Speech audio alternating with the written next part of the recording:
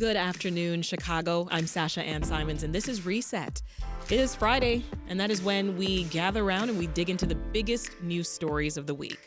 A charismatic and calm Mike Madigan was on the stand for more than 4 hours. Madigan told jurors he knew nothing about how his allies landed no-work utility company contracts worth hundreds of thousands of dollars. There's still no deal between Chicago Public Schools and the teachers union. The eventual agreement must be aligned with our strategic plan.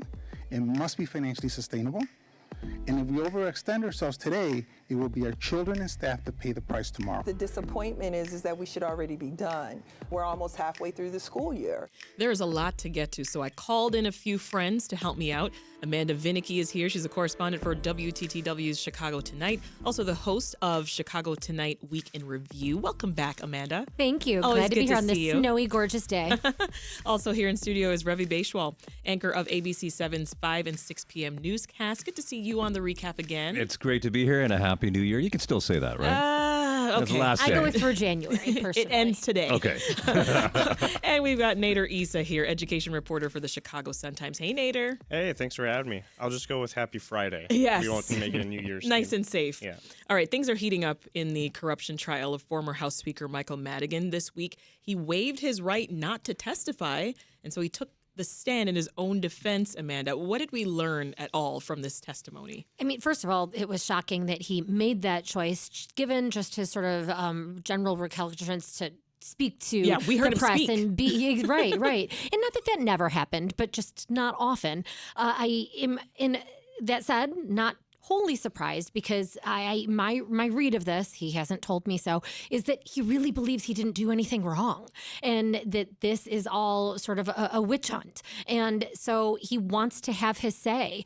Maybe also he is 82. This is partially appearing as sort of a genial grandfather. We learned some about his upbringing. He hasn't talked about, I mean, the times that I have interviewed him, or that he was before the press, talking particularly during the stalemate that the state underwent when you had a Republican governor and Democrats in control of the legislature, was talking just about policy. Here, we learned that he had a father who had problems with alcohol, but who nonetheless really enforced on him the importance of hard work and diligence. Right. And those are things that you heard about throughout the testimony. So I think that was a major takeaway. Other big takeaways were his just flat out denial of many of the allegations. He said, no, I would not be involved in a quid pro quo.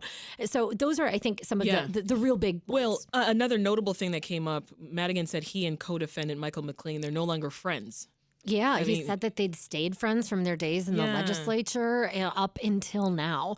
We don't know what broke things. Again, just as somebody who has followed Madigan for my entire career, but just really a portion of his, given how that he is the longest serving legislative leader in the United States. He still holds that record. But that he's really perturbed by the emails that came across, in which, if you are to believe Madigan at his testimony, McLean was doing a lot of bidding in the name of his, quote, friend, with a capital F there, as he was referred to, our friend, that he was doing a lot of work for Madigan without Madigan's knowledge. And I would presume that when that lands you in trial, that is something that could break up a friendship, despite these really doting letters that we have seen that McLean wrote about Madigan. Right. I mean, you read them and it's sort of like, I am but an agent blessed to be in the presence of the almighty speaker. They're really over the top. This doesn't even sound like real life. How do you think Madigan did on the stand this week, Ravi? Well, anyone who would take the stand in that kind of a situation, talking to legal experts, talking to friends who are lawyers, says that that means they think they're going to lose. And so their only hope here is to have a direct personal impact, if you will, on the jury, on those who are actually going to be in judgment. And when you talk about, Amanda, how long Michael Madigan has been on our radar forever, it seems, certainly long before I ever got here. People know who he is. People know that he's part of the fabric of Illinois politics, and his what appears to be heartfelt notion that this is essentially how business is done here, and the not quid pro quo, but sort of the give and take of politics, which reminds me kind of Rod Blagojevich's old defenses as well. and the bewilderment around that, and that other people don't understand it working that way. It seems sincere from our reporting, and we'll see what that kind of impact is on the jury. Yeah, well, next week prosecutors will actually get their turn with Madigan. Amanda, what can we expect? So we are going to expect things to get downright fierce, I am sure. I mean, I think there's that. And then there's also this tape that Madigan's defense team had thus far said, been able to block from being heard by the jury, that now, because he testified and sort of waded into this pool, the prosecution is now likely to be entering into evidence this tape in which Madigan talks about some of the folks, quote, making out like bandits. And so this could potentially undermine the notion that he didn't realize that some of the people who he'd recommended for posts were not doing anything in those jobs despite getting paid. And so that, I think, is going to be one of the central arguments that prosecutors are going to seize on now that they have the ability to do so, hoping, I'm sure, that the jury finds that distasteful and illegal. It'll be interesting to see what the jury thinks about that supposed illegal activity is relative to the supposed business that Madigan was able to get for his own law firm, and the relationships that were created, that had to be created so that he could get that kind of business. Which one is worse in terms of the public purse? I'll see what what they think of that. Nader, I'm curious, have you been following any of this trial at all? Because I know that you've also had your head in a lot of schools drama.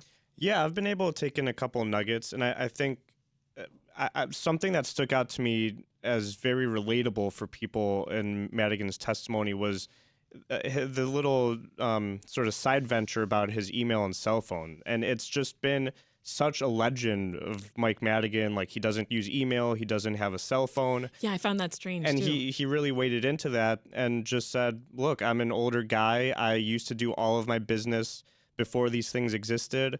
Once they came on, I didn't really find a need to change. And I don't know, I could see some people saying, yeah, I have an older relative who's like that, or someone that... It sounds relatable. It sounds relatable. I'm jealous. I think it sounds... it is a privilege to be able to do that. You have to have a lot of power and frankly a lot of means to have somebody handling all of your calls, all of your emails. Here, I'll just pass you the important work. I would give up my phone in It kind of does sound like a dream. It sounds great. Yeah. And to that end, too, I think it's a sign that you do have that power where you're somebody who people need to reach. You don't need the tools to reach other people. And I think that's something that has really sort of popped into my head as we listen to Mike Madigan. So it's a power thing.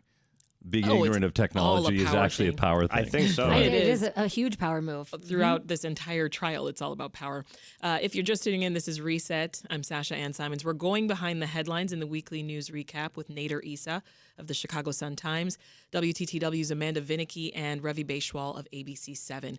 I want to turn now to city politics. Ravi, 2 alders, they want to change Chicago's sanctuary city rules that protect undocumented immigrants. Fill us in.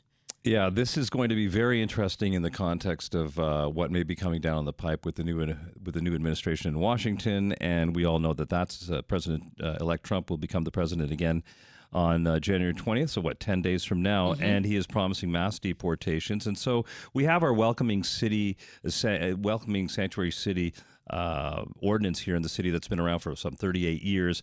And what 2 alders are trying to do here is kind of weaken it a little bit. It seems to be able to say, okay, we want to work with you, Trump administration, about who you might want to deport, and we will help by ensuring that this sanctuary city ordinance is somewhat weakened so that it helps you go after people who are criminals and are undocumented here. And so we're talking about Alderman Ray Lopez in the 15th Ward and Alderperson Silvana Tabares in the 23rd. They're going to actually try this never tried before, this parliamentary move to try to change that ordinance, just soften it a little bit so that it will be easier for cooperation to happen between basically city police and ICE. Force city council to vote on amending it. Right, exactly. So, but the key thing here is to allow, essentially Chicago police to help ICE find people who are not only undocumented but are also criminals. And so it seems to me there's some politics essentially going on here. Let's give them something that they can work with, and whether city council is going to go along with this, it will be very hard to see. Thoughts, Nader? Yeah, I think something that's important here too is, and this is Alderman Carlos Ramirez Rosa pointed this out. It goes a little bit to removing due process for people, because the way that cooperation with ICE works is you hold people for an extra 48 hours once they've been arrested. They haven't had a trial. They haven't, been able to prove whether they're guilty or not, or whether they're innocent or not. Excuse me. And so they're labeled as criminals, but it's more so they've been accused of committing a crime, Right. And that's where ICE would come in. Nothing's been proven yet. Yeah.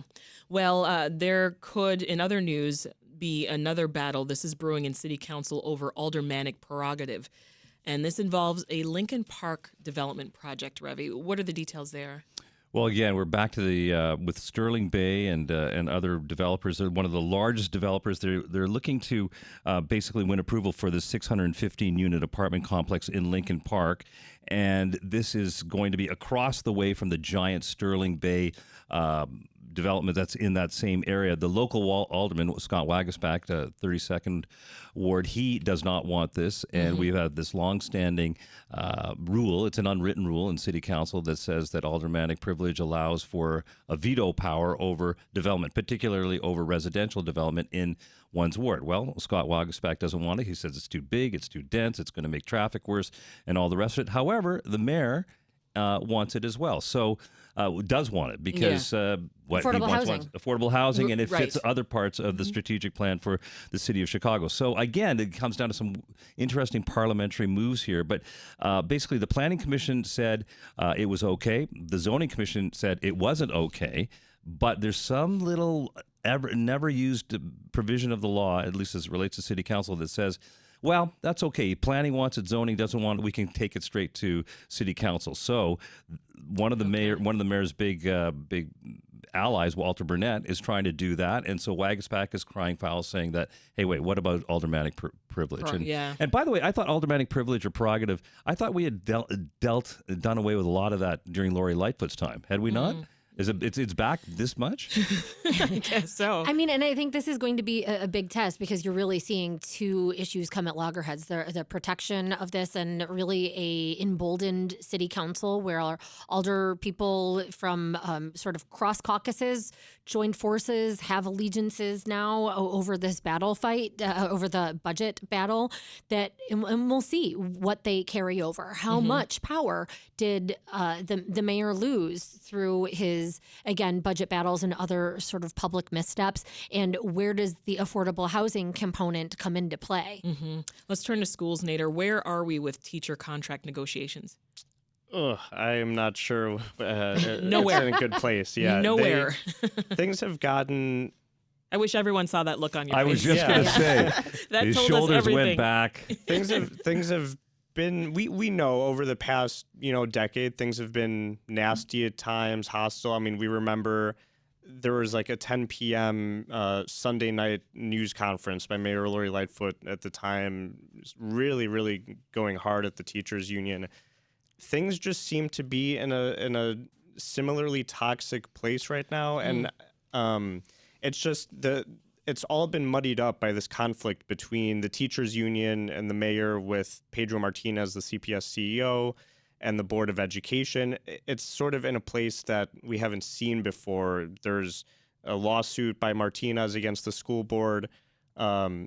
So negotiations right now, they're sort of at a standstill. Yeah, they're kind of like in the background. They're inching along. Yeah. It's just I don't see how this is going to get resolved right now with all of these major areas of dispute between CPS and CTU. So the mayors come under additional scrutiny during the contract negotiations. This is for a potential conflict of interest. Can you explain? Yeah, so this came to light during Martinez's lawsuit against the Board of Education. There was a memo that had been written a year ago by an official at CPS saying that the mayor, because he was working at the CTU before he became mayor, on leave from his CPS job as a teacher. Okay. He then left CTU, was elected mayor. He still remains technically on leave from CPS. And so the sort of perception CTU. from CTU, excuse me. So the perception of the conflict of interest is that, when he's done being mayor,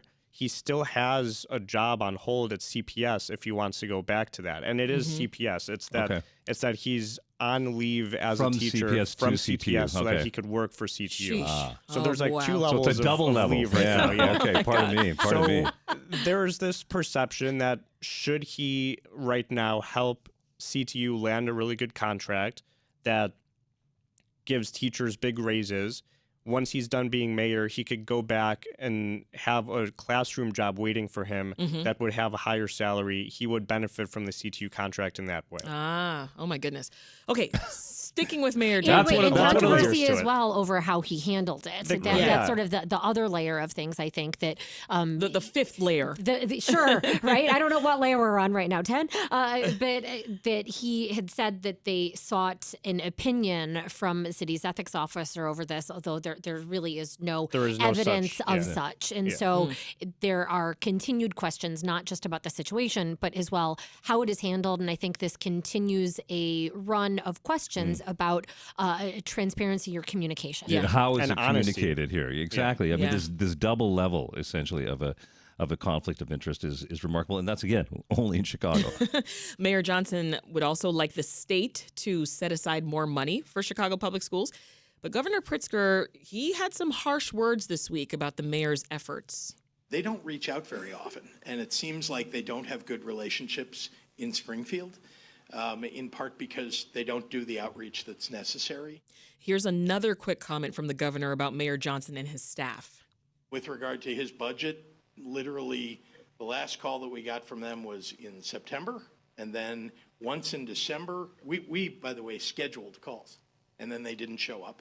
Ouch. Now let's hear Mayor Johnson's perspective on all this. We are working collaboratively, and we are in constant conversations with the state of Illinois, with the governor's team, with the leadership in Springfield. Constant. Give me all your thoughts here on how things are going between the governor and the mayor. It's just constant drama, if you ask me. They ain't good. But up until this point, you had both sides putting forward, at least publicly, that everything was getting along fine and just great. So I think the fact that the governor made those comments, we shouldn't only take away what he said, but the fact that he said them so pointedly. I mean, that was a choice. It wasn't an offhand remark or an oops. That was a calculated maneuver that I think is the sign of true frustration that you're constantly hearing from the city of Chicago. And again, this is obviously coming from somebody who's covered the state house primarily, but that hears from the state of Chicago, we need this. We deserve all of this from the state, when the asks haven't, according to the Pritzker administration, been made. It also was after, I think, what was sort of an embarrassing defeat for the governor of a piece of legislation that he embraced in December. Oh, you're talking about hemp. In terms of hemp regulations. And so I know we can get to the hemp part itself later, but I think that the governor is somebody who does not like to lose. It's particularly to a mayor who has approval ratings that are frankly in the tank. Yeah. And so he also went on to say he doesn't believe that it was the mayor's lobbying that caused this hemp regulation measure to fail. I think that is an accurate summation. It would have passed already had it been a non-controversial measure. Thoughts, Ravi, and then we'll take a pause. I think the issue also, and how a lot of people who watch politics closely see it, is again, this gap between the mayor and the governor in the Democratic firmament that is politics in Chicago and Illinois. That type of thing doesn't come out very often. And this is because everybody's presumably on the same team. And so for the governor, I think a lot of people have to take notice. For the governor to make such a point of the difference, and what I read into it was kind of lack of style, lack of professionalism, lack of sophistication about how stuff gets done, which is one of the big arguments and problems with the Johnson administration right now, why they're suffering in terms of approval. So I think there was a little bit of a slap on the head, if you will, verbally from the governor. Oh, for sure. We'll pick up the weekly news recap in just a moment with Ravi Baichwal of ABC 7, WTTW's Amanda Vinicky, and Nader Issa of the Chicago Sun-Times. This is Reset. I'm Sasha-Ann Simons, and you're tuned in to the weekly news recap, where we take you behind the headlines of the week's top local stories. Before the break, we took a close look at former Illinois House Speaker Michael Madigan taking the stand in his corruption trial, but there's a lot more news to get to. Highlights of the CPS Inspector General's annual report include ongoing fraud involving high school sports. Some 36 sports officials on a do-not-hire list were paid nearly $400,000 to officiate events. A bipartisan bill to regulate hemp-derived products, including Delta-8, fails. I was tremendously disappointed. Budget forecasters gave the legislature some tough news back in November. If they don't change spending, the state will be dealing with a $3.2 billion budget deficit. I do believe that we can pass a balanced budget that's responsible, that's compassionate, that still cares about people across this state. Our panel today to help break down these stories: Amanda Vinicky, correspondent and host for WTTW; Nader Issa, education reporter for the Chicago Sun-Times; and Ravi Baichwal, anchor for ABC 7. All right, new state lawmakers were sworn into office on Wednesday. Amanda, how is the year ahead looking in Springfield? Well, do you get the feeling Democrats and Republicans are going to be working together much better than the past? All holding hands and getting along. No. All right. So this is the 104th General Assembly, just inaugurated. They have some big ticket items on the agenda, so we'll start with that. And that's something that has been talked about a lot, including by the Johnson administration. And those are things like trying to come forward with more money for both Chicago schools as well as other school districts. And then also what is going to happen to the northeastern Illinois area's public transit systems, both asking for money and then what leaders, including the governor, have said has to come along with that is some sort of reform or systemic change. Yeah. So those are a couple of those. And on top of that, the state is looking at a deficit that's pegged to be at upwards of $3 billion. $3 billion. So how does Pritzker plan to deal with that? He hasn't really said. He continues to be asked about what also it means, because of course we have President-elect Trump will soon be in the White House, and what knocks that could mean for the state budget, being that promised grants don't come through or changes, for example, to Medicaid. So there are a whole lot of unknowns. He'll present a budget address next month, and that's when I think we're going to get some of these answers. He's going to have to do something that he hasn't had to do a ton of thus far in his term, and that is saying no. I mean, he's a billionaire. He has not had to ever really rein in the purse strings personally, but that might be something that he's going to do. Particularly, he has said that he doesn't want to focus on new taxes. And frankly, Illinois kind of did a lot of maybe those tax increases, $750 million worth in this current budget. So sort of maybe those easy things are already gone. But he does promise that it'll be balanced. So you have that. But I think you also do have Democrats that are in complete control despite November's election. You've had no change in the dynamic of the legislature. I mean, literally, it is the same. And so Democrats call the shots. We do, however, have, as we were talking about, sort of infighting among the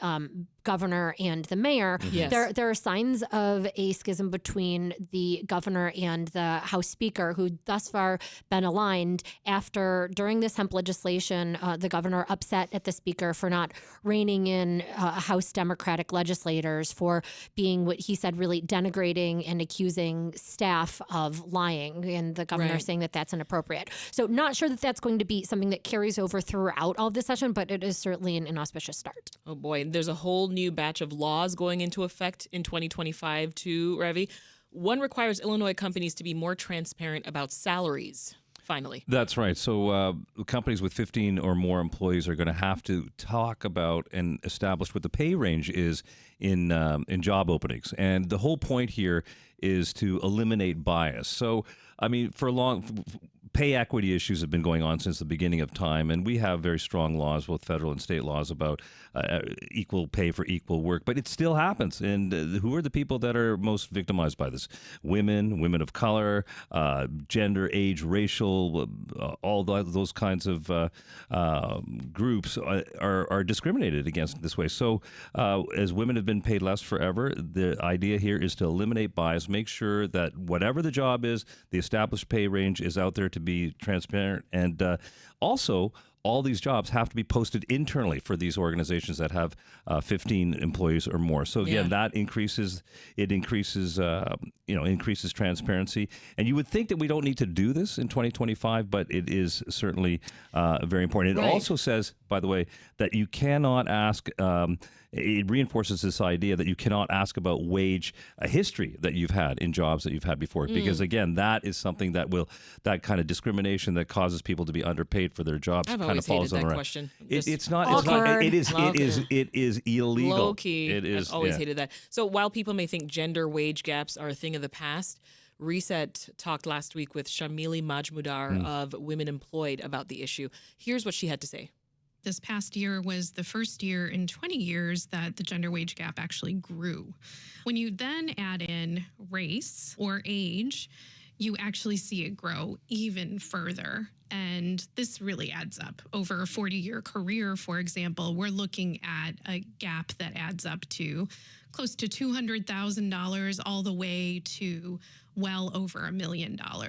And I'm curious, Amanda, I mean, are there parameters on this salary range that gets listed? Because I wonder if a job could put as their description and say the salary is anywhere between $50,000 and $100,000. Yeah, you know, I don't know that there are those People sort will of strict start getting parameters. ridiculous with these ranges. They might. The argument from advocates is that this is actually something that, although business groups did fight against it by and large, that this is going to be helpful for them too, because then you can better plan and you're having folks in for interviews that already know what range they're looking at, so you don't get to the end of the process and say, oops, I didn't want this job anyway. That doesn't meet my expectations or my reality. So that is a component. I will say I also did speak with the equal pay manager for the State Department of Labor, who said that the goal here is not to be punitive. It's what Ravi talked about in terms of really a goal of transparency.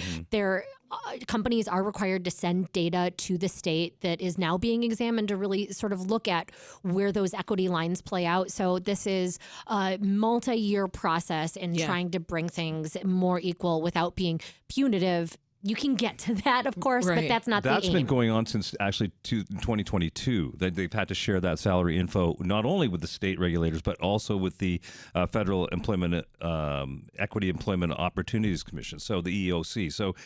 So the ranges can't be sort of unrealistic. Okay, well, good. We're going to get 1 to 9 inches of snow tonight, that kind of thing. Right. All right, so let's not forget, there were a couple of bills that passed in this week's lame duck session. Nader, one's got to do with foster care. Can you give us the details? Yeah, the bill would reprioritize kin, so family of a child who's going into the foster care system for placement. And there are a lot of studies that show placing foster care children into households of family have much better outcomes. They help them gain more stability. They help them gain more permanence in a permanent home. And so that's one thing. It would make sure that kids are more likely to go into a family's house. The other benefit of this bill, as it's been put, is that these families would become more eligible for funding and for support from the government. Because right now there's about 10,000 students in DCFS, under DCFS who live with families, but about 60% of them don't get help. So this would prioritize them. Keeping them with relatives. It would also help the state. Right now, the state helps pay for these families to support the children. If it's done more through DCFS, they would be able to bring in federal grants to help pay for that child care. Amanda, legislators were clashing over a bill that would make it easier to change one's name. What's going on there? And so this is done with the intent, backers say, of protecting particularly domestic violence victims or others who maybe undergo some sort of gender change and want to be able to change their name to reflect that. Or in the case of domestic violence victims, to be able to, stay away from their abuser and to go undetected.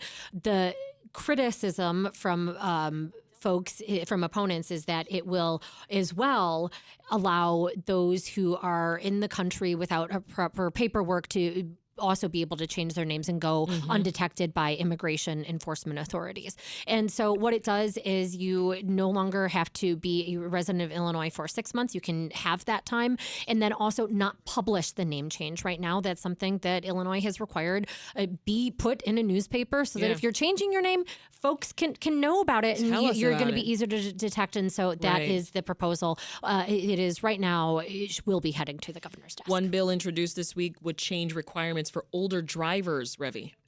That is right. Now, we actually have very strict laws here in Illinois about that. Right now, if you're 79 or 80, you have to get a road test and then and an eye test and all the rest of it. And that road test, behind the wheel. Well, they want to say that when you turn 79 or 80, you got to go to the DMV just for the vision test alone, not necessarily a road test. Later on, when right now, when you're anywhere from 81 to 86 years of age, you got to take a road test every 2 years, plus that vision test. Now, he wants to kind of loosen, Alexei Janulis, the Secretary of State, wants to essentially loosen some of these rules because actually, these senior drivers are the safest drivers that are out there. So he's pushing it to 87 years old. That's right. Now, To 87 now, you got to go and have a road test. But the thing is that we think about older drivers, what have you. But the fact is that in Illinois last year, drivers over the age of 75 were involved in the lowest number of accidents actually compared to other age groups. So the other thing about the new law is that it allows relatives, though, to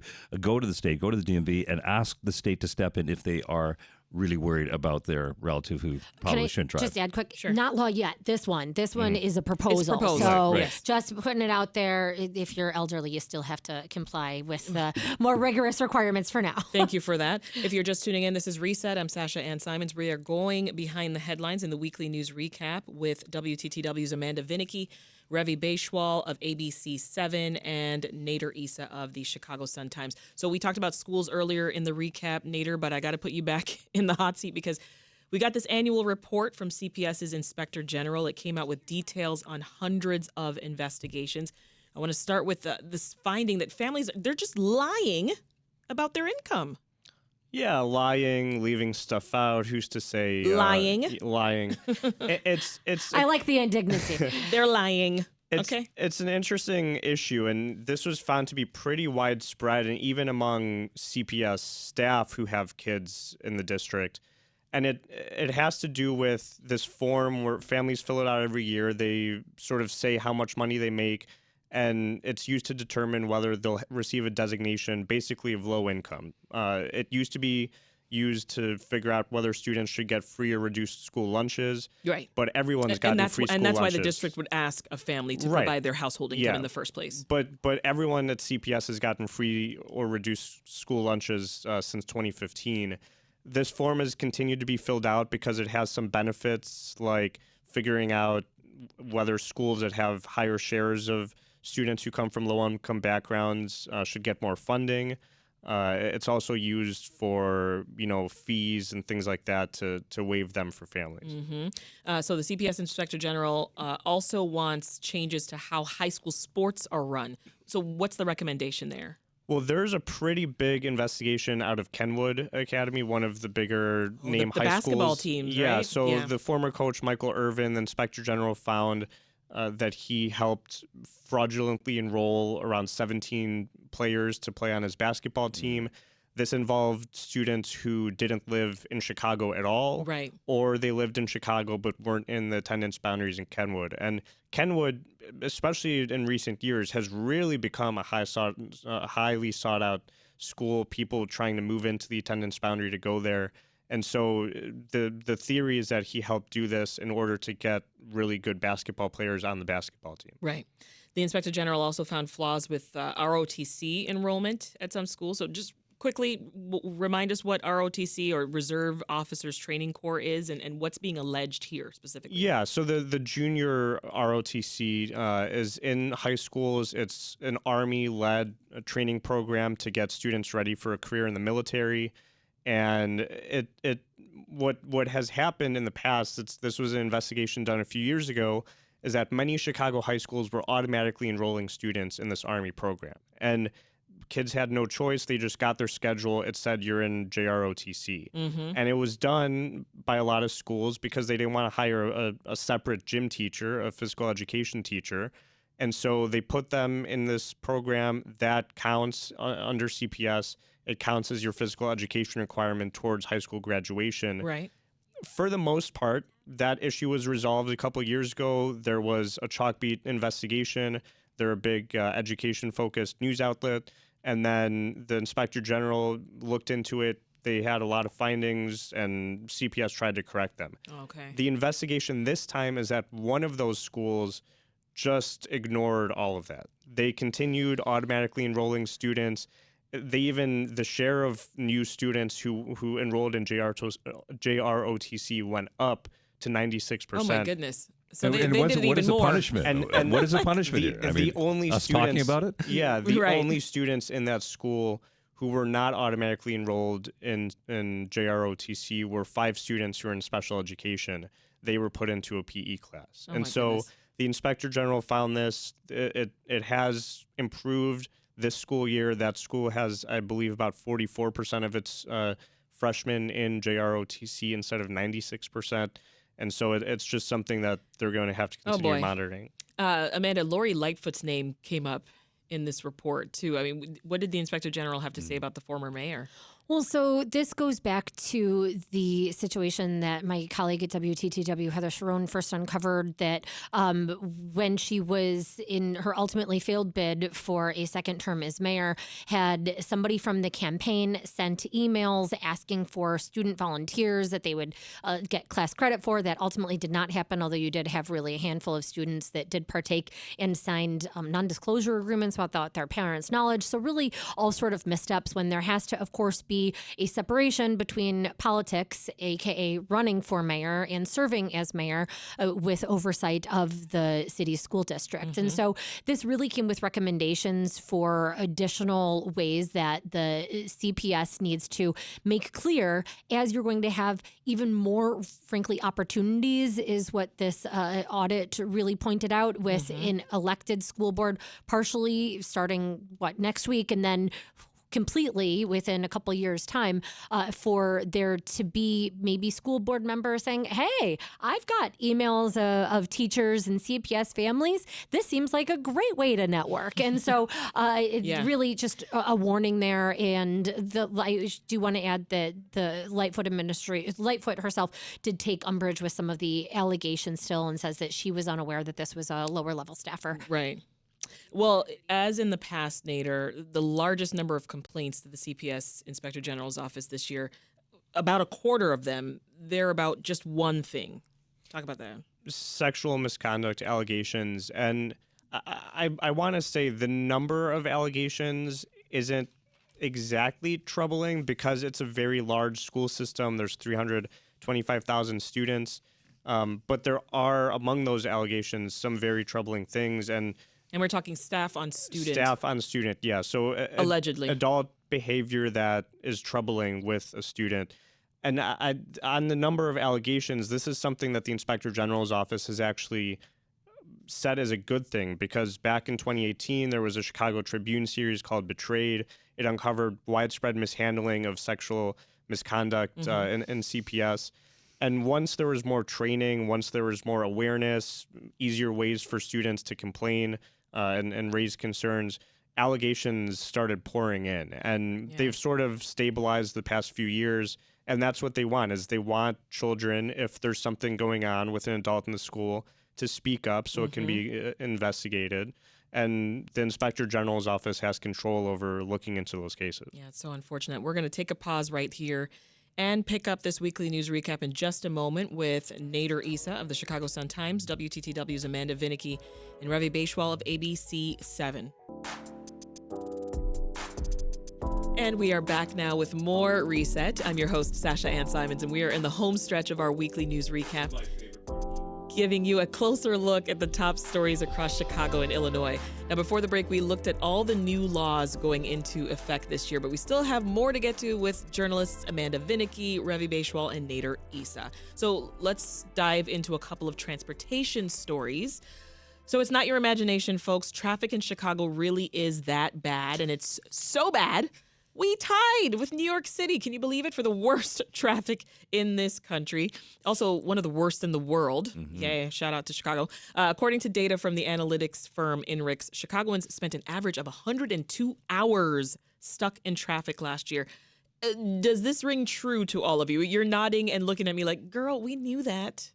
Yeah. The biggest data set that I have is the number of times I get angry and frustrated driving home or anywhere. Yep. And it feels like between the hours of, I don't know, 3 p.m. and 6 p.m., there's nowhere in the city that you're not just going to be standing stuck in traffic. We're not even talking about expressways, just going up any old road. A regular old road, yeah. It's so Can true. I also say, as one who works odd hours sometimes, well, actually Monday to Friday, I work sort of from the mid-afternoon till nighttime.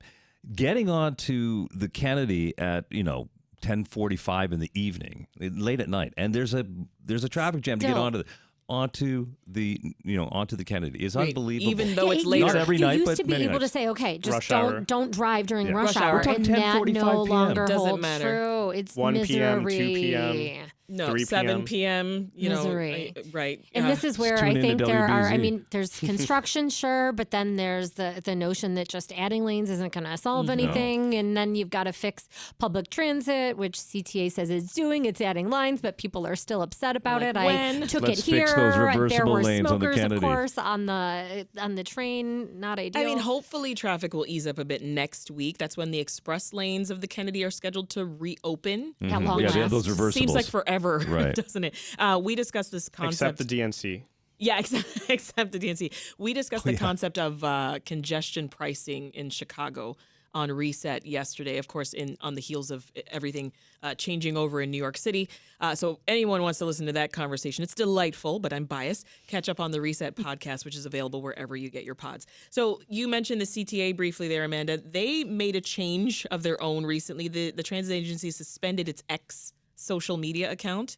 And now they're encouraging riders to just sign up for our text messages. Yeah, and so there is frustration about that. I would say this doesn't seem as if it is. I mean, they are still posting about this. It's not as if they're going into, a hole and not sharing information. Okay. It's just that they're not sharing it on a platform that is used by a lot of people still and that is very accessible and they haven't easy. said why they've left, but Yes. we know that people have been leaving in the millions. Right. People have been leaving X, formerly Twitter. Yep. There are Ever since Elon Musk Sure. bought the platform back in 2022. But so there's frustration. I would say that I don't know. I do rely on the Twitter feed. Actually, I still call it Twitter. I'm sorry, X. Yeah. Just not my It, jam. it was quite helpful. I mean, But what do you think it of has been helpful. What do you think of the CTA's decision, Nader? Well, I think Twitter, I'm just going to keep calling it Twitter if that's okay. Twitter has become less useful for news and updates. They've changed their algorithms. I mean, we've even seen it this week with the wildfires in LA. Yeah. It's been hard to get verified information before you have to go through dozens of whatever junk posts. And so I can understand it, but it is, if there is an account that gives regular updates and you can set notifications for that, it is a pretty easy and accessible way to get information. So I can see the frustration. Well, speaking of verified information, this week Meta announced that it would end fact-checking on Facebook and Instagram. What are your thoughts, Ravi? Well, they're essentially As you aping sit here what- with Meta glasses on. I do have them on, actually. And they're pretty cool. I'm still and I was getting none used the to them. wiser. They just looked Really? like glasses. Yeah, well, I was they're- wondering why they were lighting up and looking at me. They're Have you seen that? wayfarers. I might have They're- had questions. They're wayfarers. But if I take a picture or if I go live to Instagram or anything, you'll see a little light come on, and I should warn you about that before. But anyway. But now we can't fact check what you're No. So yeah, to your putting point, out there. they want to do. Right, so you have to decide whether we're credible here or not. But that's that whole kind of crowdsourcing way of looking for what is the truth, what is reliable. I have to agree with you on a personal level that X, Twitter, just as a source of information in a quick moment, isn't nearly as effective, certainly to me personally, as it has been before. They want to say, okay, no more fact checking because the fact checkers have shown bias at times, and they're going to go to essentially a crowdsourcing way community notes of saying, well, you know what you just said over there, that wasn't correct, or like when you corrected me about the law about older drivers, that kind of thing, and allow that sort of ground up way of ensuring accuracy. And so what do I think of it? I'm a journalist. Nobody cares what I think of it. But what I think is interesting is that it's sort of aping what a lot of other Silicon Valley companies are doing, which is making sure that they're on the right side of whatever the politics There's is. a lot of genuflecting going on. Yeah. There's a lot of talk about the timing too, Amanda, and the real motives here being that we've got President-elect Trump on his way in office. And is this to appease him? I've seen a lot of conversation about that. Have you? Yeah, there's a lot of conversation about that, and I think those are very fair questions to ask at this point, given that there's just sort of this whole sort of Silicon Valley mode of, oh gosh, we'd better be careful and kiss some butt is really what it appears to. What it appears to be looking like. There are, I think, very fair questions about how to use fact checking, and really, it's on users and individuals, and it's getting increasingly difficult when you have platforms that are backing away from this, and there's more and more content out there, but to check your information, and that's where we all work for really great trusted news organizations. You have journalists that are doing that work. You can rely on us. Shout out, check out WTTW. Right, but whether it's Meta glasses or Instagram, or you're getting things off of a website from a company, what have you, you've got to always know that who you're talking to, what the sources are real, and they're authentic, and they're not biased, and that's what we do. That's what we do every day, anyways, right? That's our jobs. All right, switching gears. Chicago's football season, it's come to a pretty disappointing end, and now comes the process of finding a new coach. So the Bears have been interviewing former coaches for the Tennessee Titans and Seattle Seahawks and other candidates. I mean, how appealing do you think the Bears are as a franchise now? They are one of the founding franchises. They'll always be appealing. So to a prospective coach, you're like, I want to work there. Absolutely, right? Okay. And they've got good draft capital. They've got some money. I'm not going to talk about the family and the family dynamics, but the fact is, it should be a place that people want to go. And I personally, if I can just say right now, would like to see a leader of men. Ryan Poles, the general manager, the other day in their year-end review said, we want to find people who understand competition. Like, this is the NFL.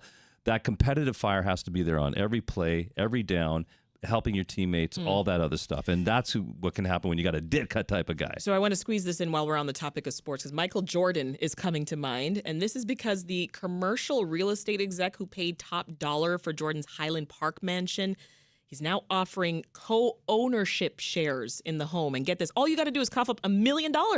That's all. And among other perks, you and your guests would get exclusive access to the home for the same week every year. Any takers? It's a timeshare. It is. It's, basically.